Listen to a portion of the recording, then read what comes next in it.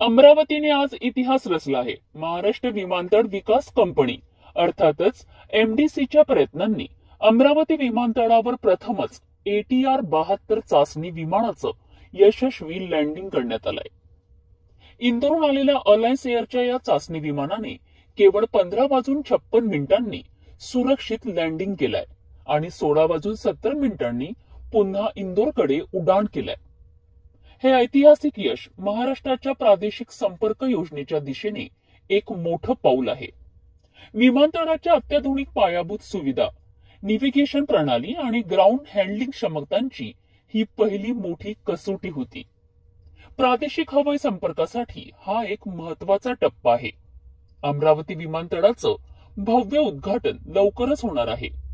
व्यापार, उद्योग, पर्यटन आणि स्थानिक विकासाला याकरिता मोठी चालना मिळणार आहे.